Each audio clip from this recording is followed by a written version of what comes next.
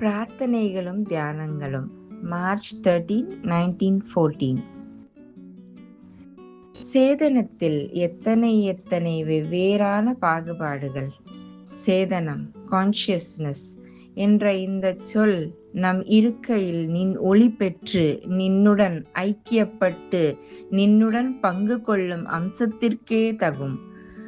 புத்த பெருமான் சொல்வது போல் பூரண விழிப்பில் முற்றிலும் போதமுற்ற அம்சத்தை விளக்கவே இந்த சேதனம் என்னும் சொல். இந்த நிலைக்கு புறம்பே அசேதனமாம் பூரண அந்தகாரம் வரை எண்ணிலா உணர்வு நிலைகள் உள்ளன. அந்த அசேதன நிலையை நின் திவ்ய அன்பு இன்னும் தொடவில்லை என எண்ணத் தோன்றுகிறது. ஜடப்பொருளில் அவ்வாறு இருக்க முடியாது என்றும் தோன்றுகிறது. அல்லது ஏதோ ஒரு அஞ்ஞானத்தின் காரணமாக நம் தனிப்பட்ட பார்வைக்கு இந்த விஷயம் எட்டாததாகவும் இருக்கலாம்.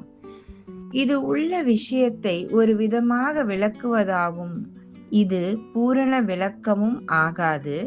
நின் சாநித்தியத்திற்கு ஒருவன் விழித்து நின் உணர்வுடன் ஒன்றிய உடனே அவன் எதிலும் எங்கும் நின் போத நிலை எய்துகிறான். நம் கரணங்கள் பல்வேறு வகைகளில் ஒன்றுக்கொன்று சிக்குண்டிருப்பதாலும் அவை ஒவ்வொன்றும் ஏற்றத்தாழ்வின்றி சமபோதம் பெறாத காரணத்தாலும் மேலும் அவை ஒன்றன் பின் ஒன்றாக செயல்படுவதாலுமே இப்போத நிலை நம்மில் நீடித்திருப்பதில்லை.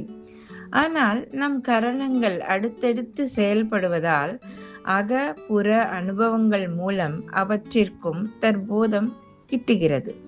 இதுவே கரணங்கள் ஒவ்வொன்றும் தங்கள் ஆழங்காண முடியாத சாரப்பகுதியில் நின்னை கண்டுபிடித்தலாகும். பூரண ஞான ஒளிக்கும் முழு அஞ்ஞான இருளுக்கும் இடையே உள்ளது அடிமன தளம், சப்கான்ஷியஸ்னஸ்.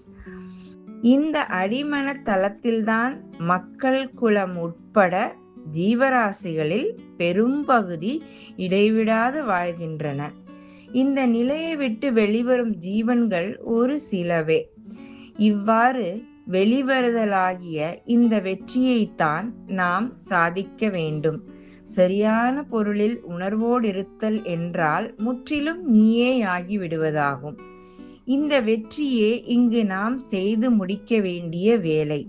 இப்புவியில் நாம் நிறைவேற்றி வைக்க வேண்டிய லட்சியமாக.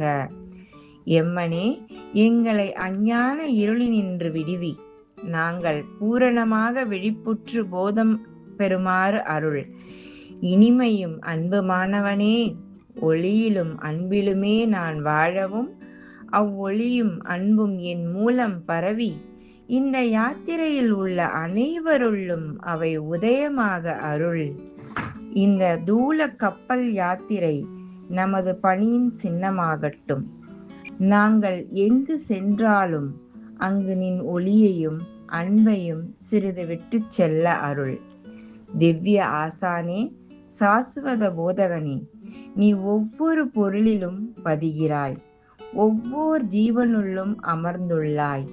அஞ்ஞானத்தில் ஆழ்ந்துள்ளவன் நின் கண்களுக்கும் அன்பு தெள்ளத் தெரிகிறது. எல்லோரும் தங்கள் ஜீவனின் ஆழங்களில் நின் அன்பை உணரவும் அவர்கள் இதயங்களிலிருந்து வெறுப்புணர்ச்சி என்றென்றைக்குமாய் மறைந்து போகவும் அருள். என் கனியும் நின்றி நின்புறம் தெவிட்டா கீதமாக எழுகிறது.